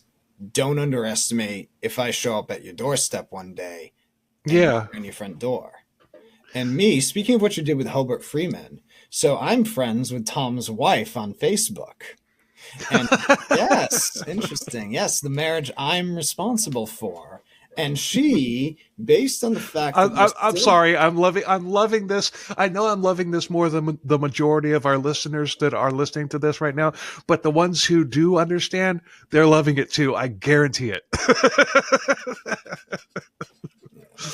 Oh yeah. So I haven't done it because I guess as I like to put it, a level she's a pawn. Yeah. So his wife, who it's evident to me 100% that she has no knowledge as to what he did and who he truly is, because if not, they still wouldn't be married for like 10, they still wouldn't be married anymore under any circumstances. But I have access to all of the podcasts I've been on, all of the articles that have been written about him. So in the back of my mind, there's this strong feeling that sending all of that to her is the right thing to do. I'll end a marriage. He'll lose custody of his kids. Oh, he's got kids with this woman? Yeah, he's got 2 kids with this woman. Most likely be investigated by the police. But at the same time, I can get closure for 20-something odd people, including myself. Yeah. I have not done it. Do I think about it a lot? Fuck yeah, I do. But have I chosen not to do it? No, I have not. Because I know that doing that probably puts me in a very similar league as Tom. Say that again? Because for me, I feel that me doing that, like I stick to my gut and having a consciousness and strong moral values. I feel that I'd be betraying moral values by doing that. Yeah, it would kind of you kind of be stooping to his level. Exactly. That's the thing. That's what stops me. I'm like, I feel like I'd be stooping to his level, and that's not me.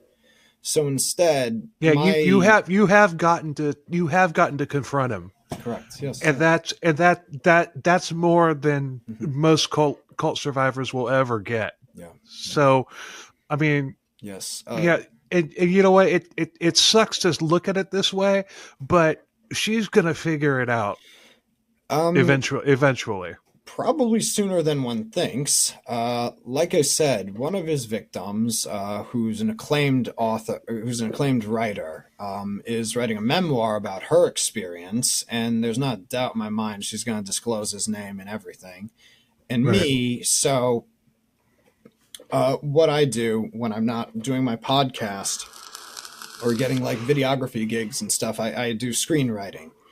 And I am currently, I kind of had to put it on hold.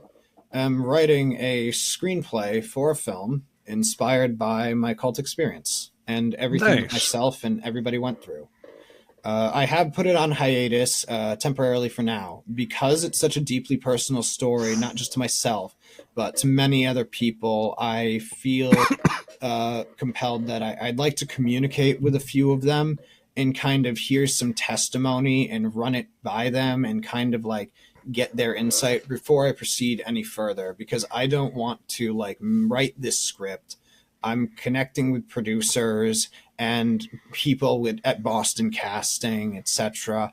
I don't want to like give them all the needs, all the goods they need to make this into a feature film, and then they see like it on the silver screen and it's like, you didn't tell us? Like, that was personal. I don't want to be that guy. I get it. So I put that script on hiatus. I'm currently writing a screenplay for a film about the drug wars.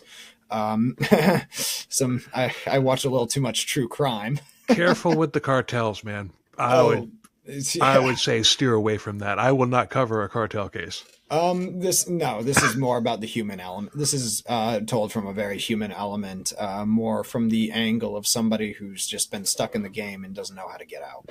That angle, yeah. I won't even cover like El Chapo or Pablo Escobar, even though those things are so, those things have been done to death by TV, by podcast, by everything. I ain't gonna touch them. Oh yeah, I totally get it. 100% understand. Yeah, I've had something blow up in my face before on this podcast, and yeah, that kind of opened my eyes. So like I might want to be more selective about what I do. Yeah. So trust me, I am a very cautious person, stuff like that, and I will talk with them in great detail and depth about how far I've come along with the story, and kind of I'd like to just interview all of them and in a sitting and kind of record it so that I can really put together and make it source material as true. Exactly. Source material. So that's true and honest as possible.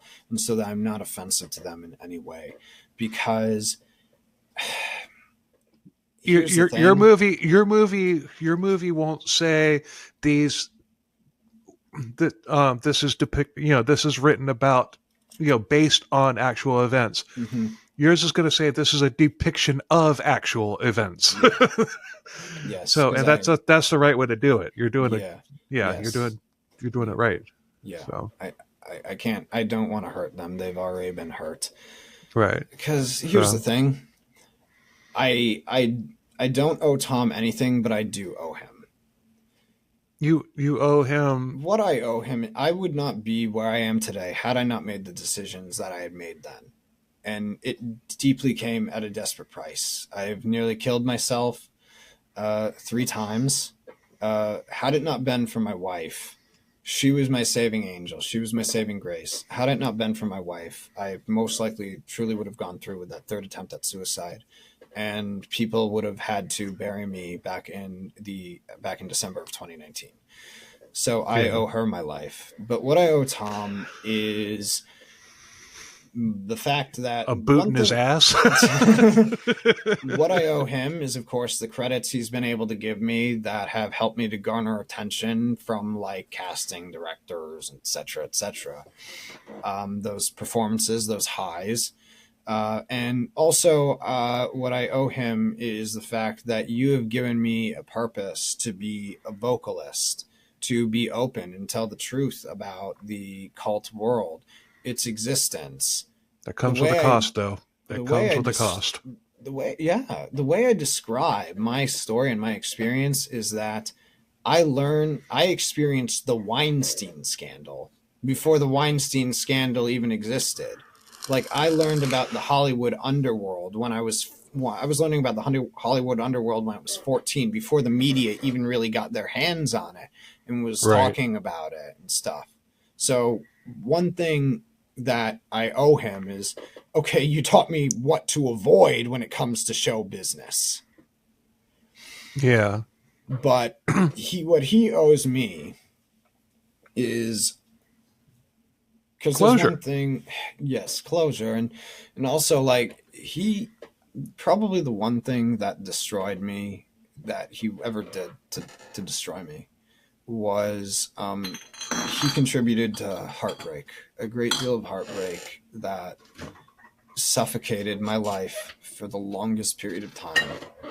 Like I said, everything that existed within that cult, friends, relationships, dating, etc. And you coming from a religious cult background, I'm sure you resonate with that. Like everybody is Yeah. friends with one another, everyone marries one another, etc., etc.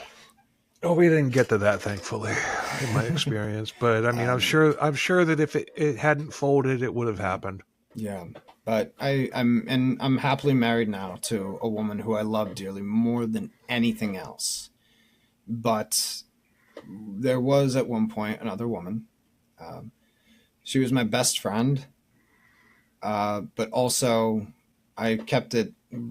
We both kept it locked up because we were only 15 years old and we were timid and didn't really know how to approach one another. We were also lovers, hidden lovers, and forces beyond our control, I'd have to say on both sides of the equation, hers as well as mine, stepped in and prevented us from actually like being together, from having any sort of fate or future that we truly could have had and better yet deserved. I'll never forget the day I lost her.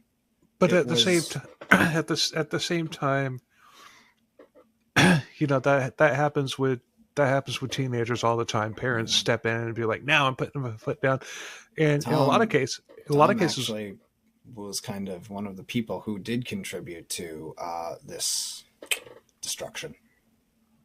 Oh, you called it? You called it off? No. He kind of, so she was dealing with a lot of her own personal family turbulence while I'm dealing with my own. And Tom knew about how that family turbulence was affecting her life in a very... You okay, man?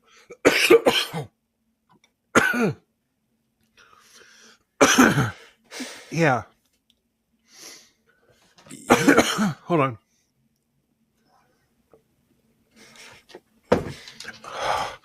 I took a deep breath with beer in my mouth. Gotta cleanse the palate. But he knew about... Hold on.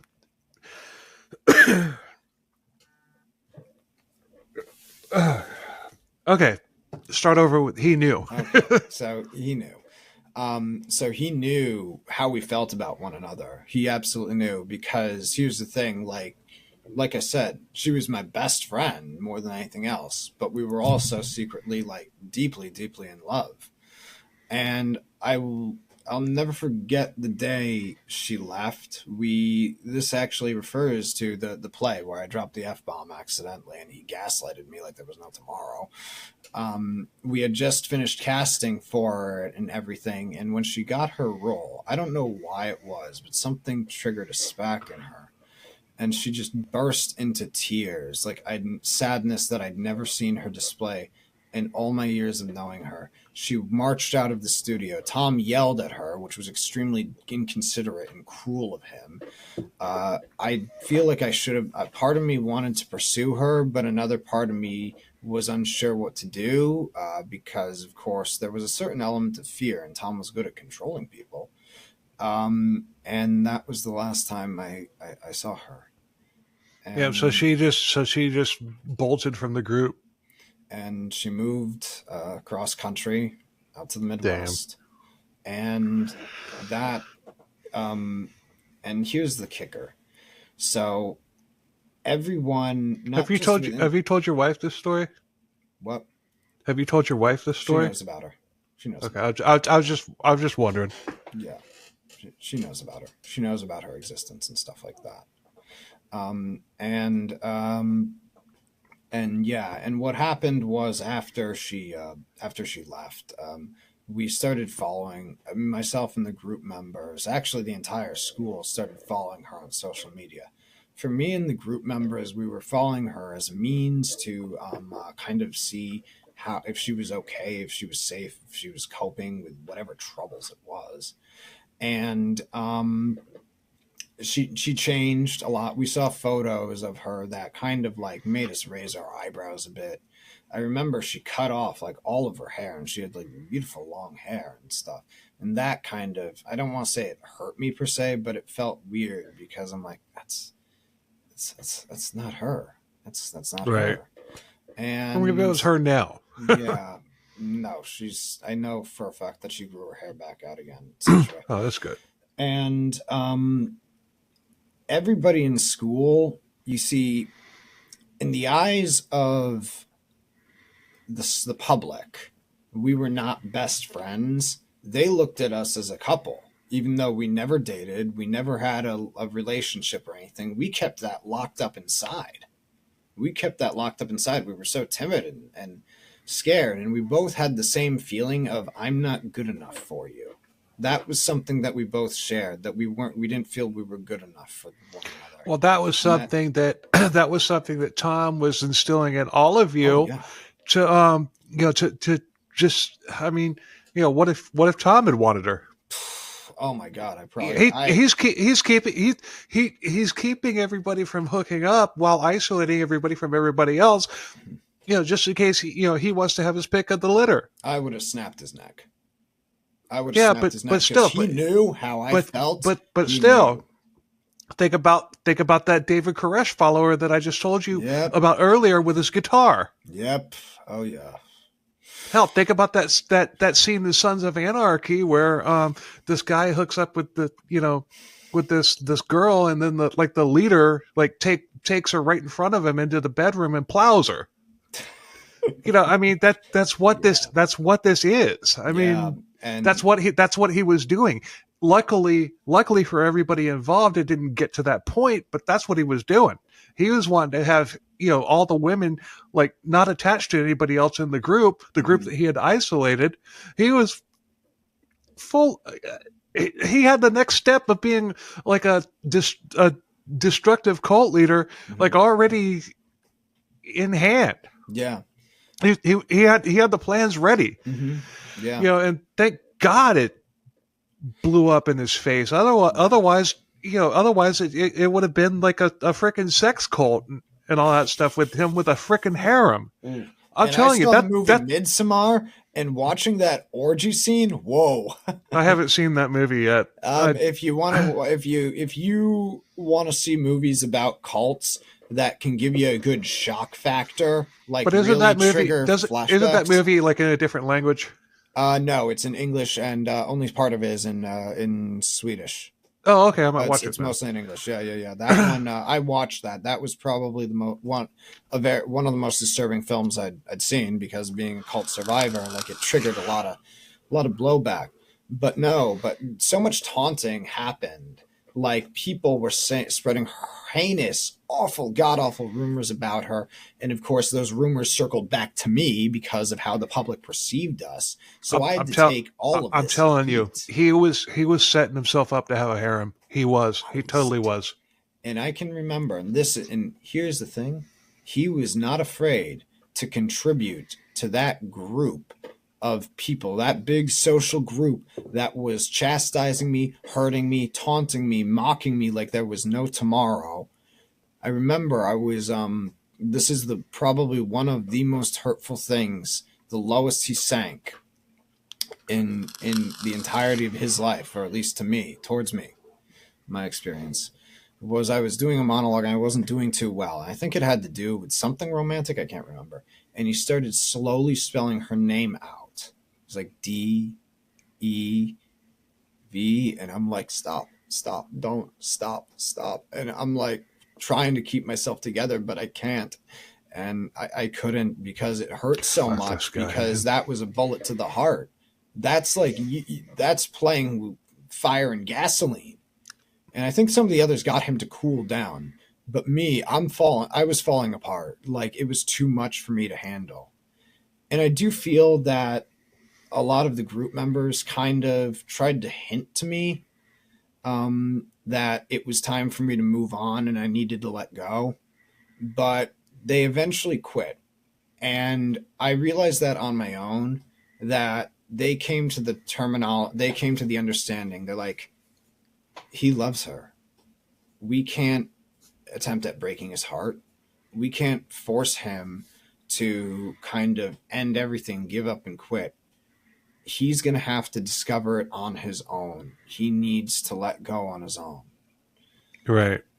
So so they just stopped hinting at me, and in time, I healed. We eventually did reconnect. Oh, that's 12 good. years later. 12 years later. And by God, life had changed so much on both our sides. And that was when we finally had that openness and the truth came out, and everything that I wish I feel that I should have known. I don't want to say that I deserve to know, because obviously it was her own personal issues, but at the same time, I cared about her so deeply and wanted her to be safe and okay and to be happy and to be loved, because as everybody knew, like, it was her best friend and her secret and her hidden lover at the same time. She's my best friend and my kind of secret lover at the same time. Like, I felt that people would maybe be obligated to at least maybe say something to me, that they should Right. let me know like how she is doing, because I cared so deeply about her. Everything spilled out. And we kind of just vented everything that we needed to know, and finally confessed the truth. I loved you.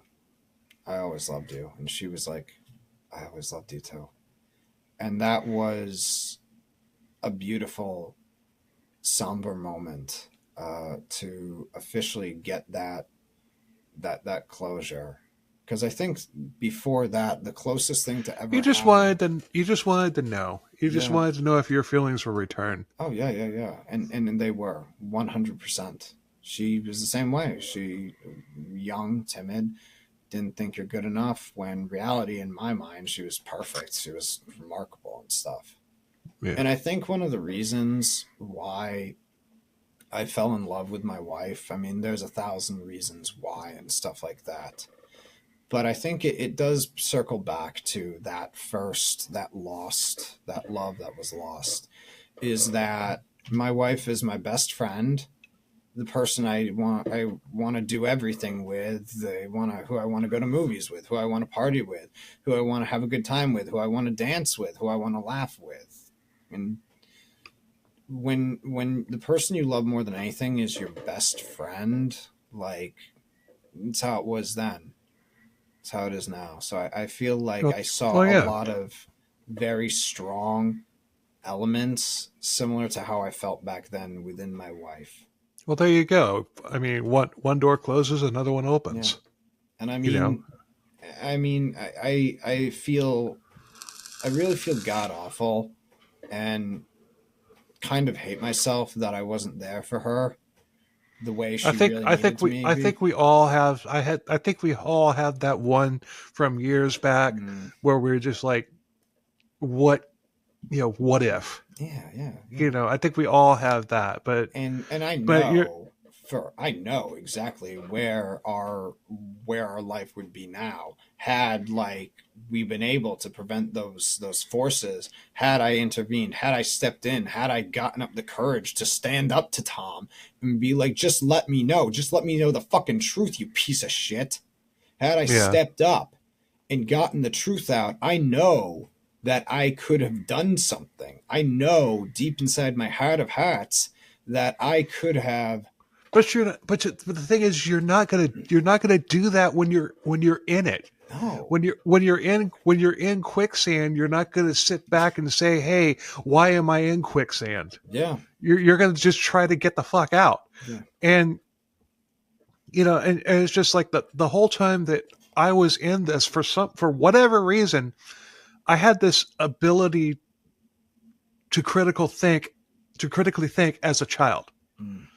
and that's why I went through freaking hell. I mean, I've talked, I've that's why it was so much worse for me, because I'm questioning things, and Mm-hmm. you're not supposed to do that. Yeah. You're supposed, it's just, you're questioning God. No, I'm not. I'm questioning this person up here pretending to be God. Yeah. But I didn't put that together until much later. But still, I was questioning as a kid. I was just like, I'd talk to friends. Well, the church made my parents get divorced, but and they'd be like, well, we go to church. My parents are married. My parents had, my mom had a husband before she met my dad. I started piecing these together when I was in second and third grade. Wow. So I was fighting this fight and I didn't even freaking realize it. Mm. And it's just, it sucks that it took me so freaking long to really make the connection. I mean, I didn't make the connection until I was like 19, just hanging out with a buddy and just telling about the church and all that stuff. He's just like, that wasn't a church, that was a cult. Mm. Yeah. Boom. Yeah. What? The fact that it took me until the age of like 28 to realize the terrible truth, that was just a lot. And I mean, but yeah, my biggest hatred towards Tom will always be that he was willing to break my heart just so that he could get his satisfaction in whatever way it was. I will always hold that against him. Yeah. Of course, I'm happily married now. I love my wife more than anything. Well, yeah, you took a break from this podcast to go get her something to eat. Oh, I mean, that I'm just like, that's awesome. that love part, it's always going to be in here. It's always deep inside my heart. I'm never going to let go of it because that was probably the most glorious element of it. That was the most beautiful thing about it. I don't think, frankly, when I look back on it, some of the performances and stuff were more of a perk. I mean, yeah, they were high, but that moment, that time we had together, I've never let go of it. It's in my heart now. It stays there. I keep it locked up, and I don't want to let it go. I don't. I mean, I think the most beautiful moment. I remember the most beautiful moment we had because, like I said, we did everything together, including group members. It was one of the group members. It was our Sweet 16. And I'll tell you one thing. It's okay to let it go. Oh yeah. Don't ever forget it. But it's okay to let it go. It's okay to let it release it from you because you are happy with where you are now. Yes. So to dwell on it is unfair to your wife. Oh yeah, 100%. So I've definitely, which is why it's also one of the reasons why I've gone on podcasts and stuff like that. And like I said, I'm the only male member of the group who has actually spoken out to the level I have. But it became very much my mission to not just heal myself, but help everyone else heal. To bring awareness and bring light to what we went through, to shed light on the sick inner workings of child stardom, youth fame, what that does to you, what it can trigger to you. According to statistics, people who experience fame at a very young age are doomed to lose 14 years of their life. Like it shortens your lifespan by 14 years. So that kind of became my mission, was to finally be a voice. I'm now a hero. I don't consider myself their knight in shining armor. I consider myself the guy who at one point was this timid, insecure kid with glasses and crew-cut hair, to step up and be a grown man who has contacts and 1980s hockey hair now, and let our. I used to have hair down to my waist, and you see what I look like now. and just let it out, and let the truth be told. Be respectful towards all of them, and kind of just this mission. It's my mission of closure for everyone.